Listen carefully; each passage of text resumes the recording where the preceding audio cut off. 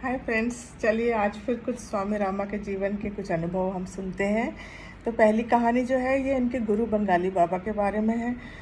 बंगाली बाबा काफ़ी फेमस थे, सिद्ध थे, चमत्कारी थे और उनको इस घटना से जो मैं आपको बताने वाली हूँ इससे वो और भी ज़्यादा फेमस हो गए। ये कहानी है एक भवाल नाम के स्टेट की बंगाल में, जहाँ के राजकुमार जो कि भवाल सन्यासी बाद में जाने जाते थे, पहले वो राजकुमार थे। उनकी शादी हुई। शादी के बाद वो अपनी नई पत्नी को लेके एक अपने लग्जूरियस माउंटेन रिसॉर्ट दार्जिलिंग में चले गए रहने के लिए। लेकिन उनकी पत्नी पहले ही एक डॉक्टर के प्रेम में पड़ी हुई थी और डॉक्टर ने और उनकी पत्नी ने मिलकर षड्यंत्र किया कि इनको जहर के इंजेक्शन, कोबरा का जहर जो है वो विटामिन के इंजेक्शन बोल के धीरे धीरे लगाने लगे। तो डोज बढ़ाते बढ़ाते 2 महीने के अंदर इनकी डेथ हो गई भवाल सन्यासी की। और जब ये इनको क्रिमेशन किया जा रहा था तो अचानक नदी के किनारे किया जाता, बहुत तेज़ बारिश आई और ये आग बुझ गई और इनकी जो बांस की खपच्चियों में बना हुआ इनका शव था वो बहता हुआ नीचे चला गया।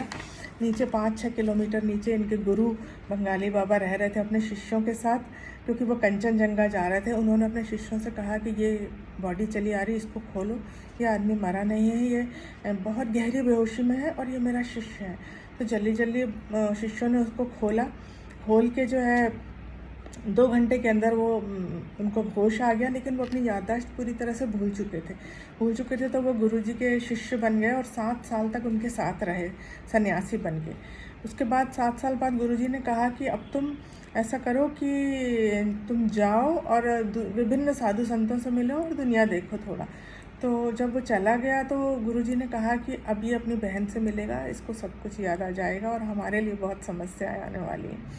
तो वही हुआ कि वो भिक्षा मांगते मांगते एक दिन कुछ महीनों बाद अचानक अपनी बहन के घर अननोइंगली पहुंच गया और बहन ने उसे देखते ही पहचान लिया। पहचानने के बाद उसको करीब 6 घंटे और लगे और उसको 6 घंटे में सब कुछ याद आ गया। याद आने के बाद उन घर वालों ने कहा कि अब हमें केस करना चाहिए अपनी जायदाद, अपना गद्दी वापस पाने के लिए। तो केस किया गया। बड़ा ही लंबा और बहुत ही फेमस केस था ये कलकत्ता हाई कोर्ट का, जहाँ कि ये भी पता चल गया कि डॉक्टर ने कौन से लैब से जहर लिया था कोबरा का, जिसका इंजेक्शन इन्हें लगाए जाते थे। और ये भी सबको पता चल गया कि कैसे इनके गुरु ने उस स्वामी की जान, भवाल सन्यासी की जान बचाई।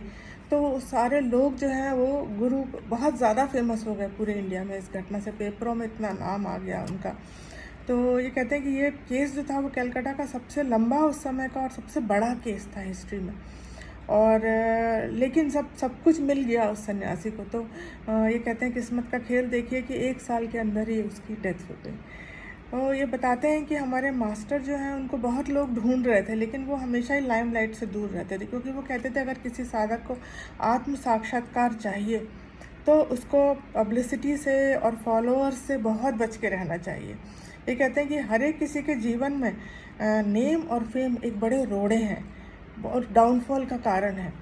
तो खासकर एक सन्यासी को तो बहुत ज़्यादा इनसे बचना चाहिए, क्योंकि सब कुछ छोड़ने के बाद भी सन्यासी के मन में एक इच्छा रह जाती है कि लोग मुझे जानें, नेम और फेम की। तो इससे बचने का उपाय ये है कि आप अपना बॉडी, माइंड, सोल अपना ईश्वर को समर्पित कर दीजिए। मन और शरीर और आत्मा से आप पूर्ण समर्पण कर दीजिए और कोई भी पर्सनल इच्छा अपनी नहीं रखिए।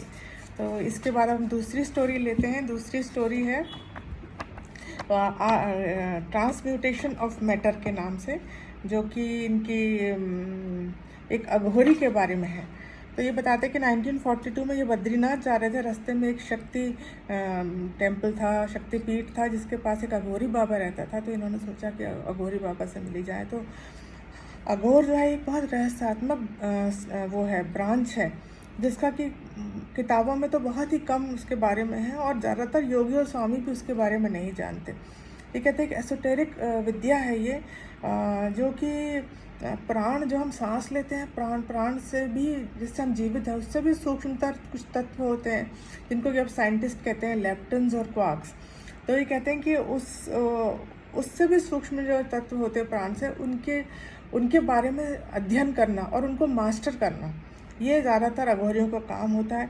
और ये जीवन मृत्यु के बारे में भी बहुत स्टडी करते हैं, इसलिए बहुत सारे अघोरी जो हैं वो आपको शमशान में मिल जाएंगे अपने उसके साधना के लिए। तो ये बताते कि मैंने एक पंडित को तैयार किया उस अघोरी से मिलने के लिए, रास्ता बताने के लिए, बढ़ाया मना पटा के। फिर जब हम वहाँ पहुँचे तो बाबा बैठे हुए थे गंगा नदी के किनारे अपनी गुफा के सामने। वो 6.5 फीट के लंबे तड़ंगे हष्ट पुष्ट दाढ़ी मूछ वाले बाबा थे, लंबे बालों वाले। और उन्होंने उस पंडित से कहा कि जाओ नदी से पानी लेके आओ एक मिट्टी के पात्र में। तो पानी लेके जब लाया और जाने लगा तो उन्होंने कहा कि अभी नहीं जाना। उसको एक वो फरसा क्लीवर दिया जिससे कि कसाई लोग मांस काटते हैं, और कहा कि वहाँ पे एक डेड बॉडी आ रही है नदी में, तुम जाओ इसकी जंघा का और पिंडली का, काफ मसल और थाई मसल का मांस काट के लाओ। और पंडित जो है वो हिल गया बेचारा, कांपने लगा डर के मारे। उसने कहा मैं ये नहीं कर सकता। तो उसने कहा कि ठीक है, अगर तुम नहीं करोगे तो मैं तुम्हारी जंघा और पिंडली का मांस अभी लेता हूँ। बेचारा डर के मारे गया, और जब वो डर के मारे गया तो वो कांप रहा था। और जब उसने वो मांस काटने की कोशिश की तो उसकी लेफ्ट हैंड की 2 उंगलियां कट गई उस डर के मारे, कपकपी के कम कारण। तो खैर वो मांस लेके आया। जब अघोरी बाबा ने देखा कि इसकी उंगलियां कट गई तो उन्होंने सिर्फ छुआ और वो तुरंत हील हो गई, यहाँ तक कि निशान भी नहीं बचा।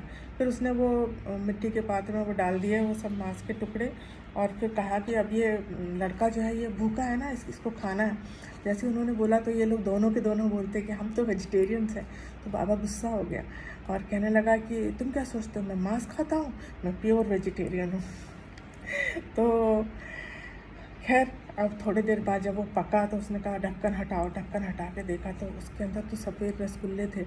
अब ये रसगुल्ले जो है स्वामी रामा के फेवरेट थे। बोले मैं रास्ते में उनके बारे में सोचता हुआ चला आ रहा था। तो उसने कहा ये देखो ये मांस है क्या, ये दूध और शक्कर से मिलके बने हुए हैं रसगुल्ले। तो खैर इन लोगों ने सब खाए बैठ के वो रसगुल्ले। पंडित को भी खाना पड़ा, थोड़े बांध के पंडित को दे दिए गांव वालों के लिए, क्योंकि मन में इनके बड़ा द्वंद्व चल रहा था। उसके जाने के बाद इन्होंने 2 घंटे तक ध्यान किया। 2 घंटे बाद उसने इनको काफ़ी शिक्षा दी। बताते कि वो अत्यंत बुद्धिमान था और बहुत उसने पढ़ा था, वेल रेड था, और उसकी बहुत कठिन संस्कृत थी। और ये बोलते हैं कि जो अघोरपात है ये हमारे अथर्ववेद में इसका जिक्र है, लेकिन ह्यूमन फ्लैश खाने का कहीं भी जिक्र नहीं है, आदमी का मांस जो खाते हैं लोग। तो इन्होंने उससे पूछा कि तुम क्यों ऐसे रहते हो, क्यों खाते हो डेड बॉडीज़। उसने बोला तुम्हारे लिए डेड बॉडी होगी, मेरे लिए तो खाली एक पदार्थ है, इस पदार्थ का कोई काम नहीं है, तो मैं इसका यूज़ कर लेता हूँ। मैं एक साइंटिस्ट हूँ, मैटर और एनर्जी के बारे में अध्ययन कर रहा हूँ मैं। और मेरे जो टीचर है वो है मदर नेचर, प्रकृति माँ जो है वो मेरी टीचर है, क्योंकि वो कितने विभिन्न तरह के फॉर्म्स बनाती है केवल 5 तत्वों से, और आपने कोई चीज़ फेंकी उससे कुछ एक नई चीज़ बना देती है। तो मैं ये अध्ययन कर रहा हूँ, और मैं ऐसा व्यवहार इसलिए करता हूँ जिससे लोग मुझे परेशान ना करें और मैं अपना साधना आराम से कर सकूँ। खैर उसने रात भर इनको पढ़ाया। दूसरे दिन सुबह कुछ रेत दी और छूने के लिए, तो जैसे ही उन्होंने रेत छुई तो वो काजू और बादाम में बदल गए। और फिर उसने इनको उसी पात्र में से एक नई मिठाई निकाल के दी खाने के लिए। तो ये खा के उन्होंने पूछा कि आप ऐसा क्यों करते हो।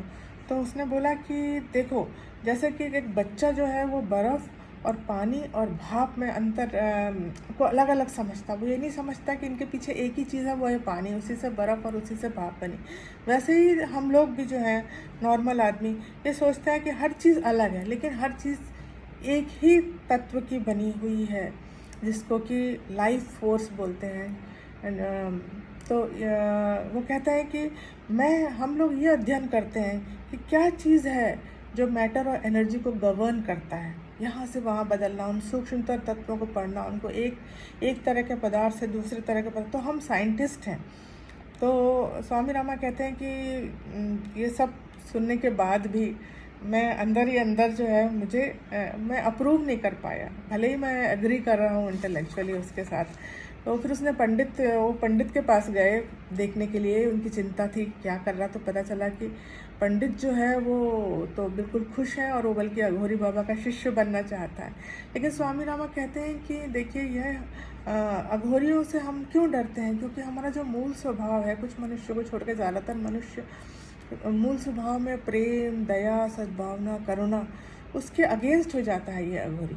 इसलिए अघोरी पाथ जो है बहुत सारे लोग अपना नहीं पाते और इसलिए ये अब ख़त्म हो रहा है धीरे धीरे। तो मैं आपसे विनती करूँगी कि आप ये किताब ज़रूर पढ़ें, बहुत ही ज़बरदस्त किताब है, और अगर आप नहीं पढ़ सकते हैं तो फिर आप कमेंट बॉक्स में कमेंट करिए और सुनने के लिए, फिर मैं और स्टोरीज सुनाऊंगी आपको। Thank you friends, have a nice day, have a wonderful life, bye.